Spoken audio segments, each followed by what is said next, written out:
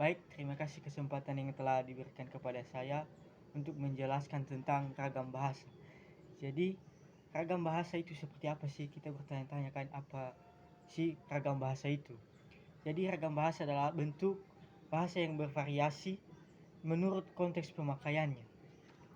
Nah, adapun ragam bahasa yang tidak berfungsi sebagai atribut, tetapi seorang berpembicaraan berwawasan yang kompetennya biasanya menguasai berbagai jenis ragam bahasa yang dipakai dengan situasi dengan tujuan bahasa. Jadi dalam ragam bahasa itu pasti kita memiliki tujuan. Tujuan dalam berkomunikasi di mana-mana kita berada. Jadi apa saja ragam bahasa yang ada di dalam ragam bahasa tersebut, sehingga ragam bahasa terbagi menjadi 6, yaitu ragam bahasa lisan, ragam bahasa tulisan, ragam bahasa dialek, ragam bahasa terpelajar, ragam bahasa resmi, dan juga ragam bahasa yang tidak resmi. Jadi ragam bahasa lisan ini adalah merupakan bahasa yang dihasil oleh alat ucap dan menjadikan fonem. Kedua, ragam bahasa tulisan. Ragam bahasa tulisan dihasilkan dengan memanfaatkan tulisan dengan huruf sebagai unsur dasarnya. Yang ketiga, ragam bahasa dialek.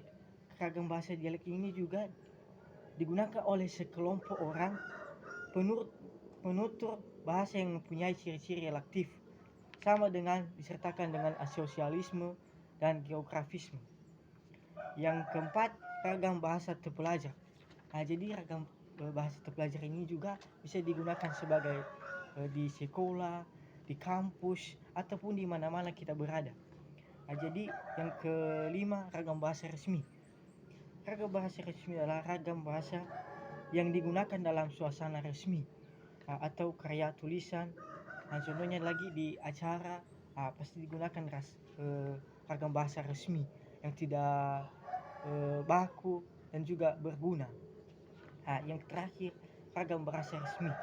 Jadi ragam bahasa resmi ini, ragam bahasa yang tidak resmi adalah surat ragam bahasa yang biasanya digunakan dalam suatu tidak resmi. Contohnya misalnya surat pribadi, surat keluarga, ataupun berbentuk tulisan dalam percakapan sehari-hari. Contohnya kan kalau kita bertemu sama teman kita bercakap-cakap. Jadi bahasa yang kita gunakan itu cuma biasa aja kita gunakan. Contohnya kan kalau kita ketemu sama teman kita. Jadi ada juga fungsi ragam bahasa adalah menyatukan bangsa bahasa Indonesia. Di Indonesia ini pasti kita gunakan adalah ragam bahasa dalam berkomunikasi ataupun di mana-mana kita berada. Ada di dalamnya fungsi ragam bahasa, terdapat ragam baku. Ragam bahasa baku ini adalah bersifat jelas, bersifat resmi. Di dalam ragam bahasa baku ini bahasa Indonesia hingga terbagi menjadi 4, yaitu 1, pemersatu, kedua, pemberi kesan, ketiga, pembawa kehibauan, keempat, sebagai ragam acuan. Jadi ragam pemersatu ini istilah di sekolah kan. Pasti dalam sistem belajar itu ada persatu, istilah dalam belajar kompetensi berkomunikasi atau di mana-mana. Jadi yang kedua, pemberi kasta. Pas kita berkomunikasi pasti feedback umpat balik. Jadi yang ketiga, pembawa kehibauan. Pada saat kita komunikasi itu pasti ada rasa kita himbauan, itu ketertarikan. Yang keempat, sebagai kerangka acuan. Kerangka acuan ini juga ada dorongan buat kita, dorongan contohnya kan ada pekerjaan kita, ada tugas kita, saya ingin menjelaskan, saya ingin menjawab pertanyaan yang diberikan oleh dosen.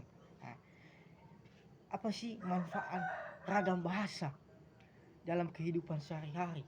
Jadi apa manfaat dalam ragam bahasa dalam kehidupan kita sehari-hari? Itu memudahkan berkomunikasi kita atau pembicaraan kita dengan orang lain yang berasal dari daerah yang berbeda dengan kita, sehingga kita akan mempermudah diterima kita berada di daerah lain. Contohnya jangan jauh-jauh, di rumah kita pun bisa berkomunikasi kepada orang tua, kepada adik-adik, kepada abang-abang.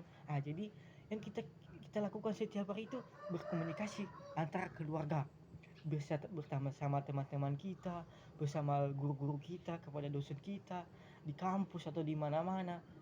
Di mana kita berada, di mana kita bekerja, pasti kita menggunakan berkomunikasi. Contohnya lagi, kalau kita pergi ke seberang di Medan atau di Jakarta, pasti kita diterima lah, bisa berkomunikasi dengan baik, berkomunikasi dengan istilah ragam bahasa ini beda, ada bahasa Inggris, ada bahasa Indonesia, Jepang lah. Biasa kita berkumpul pasti kita mengerti apa yang mereka bilang, juga apa yang kita bilang itu juga mereka mengerti, sehingga kita tidak malu, itu tidak gugup. Jadi istilahnya pasti kita diterima di mana kita berada. Kan kita udah pintar ragam bahasa, berbagai bahasa, bukan bahasa Indonesia, bahasa Inggris, bahasa Jepang, bahasa Korea, atau di mana-mana.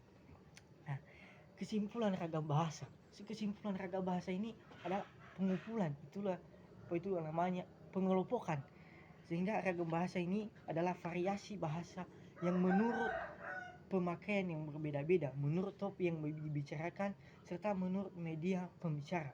Ragam bahasa ini berasal dari sejarah, timbulnya dari latar belakang sejarah ataupun letak geografisnya. Jadi kesimpulan ragam bahasa ini adalah istilahnya sudah kita ada di dalam diri kita sendiri. Ragam bahasa ini sejak dari lahir kita itu, pada saat berkomunikasi kepada adik atau orang tua pun, orang tua berkomunikasi dengan kita, maupun kita berkomunikasi kepada adik-adik kita ataupun kepada orang tua kita. Jadi buat teman-teman, ayolah bekerja atau membangun ragam bahasa ini, sehingga ragam bahasa ini bisa kita berpermudah, dan juga pada saat kita ke kampus kita bisa berkomunikasi dengan baik, ataupun kita berada di mana-mana, di Medan atau di Jakarta, ataupun ke Sabrang atau di daerah lain atau di negara lain. Demikianlah kesimpulan saya tentang ragam bahasa. Semoga ragam bahasa ini tetap berjalan dengan baik. Demikian saya ucapkan terima kasih. Yahoo.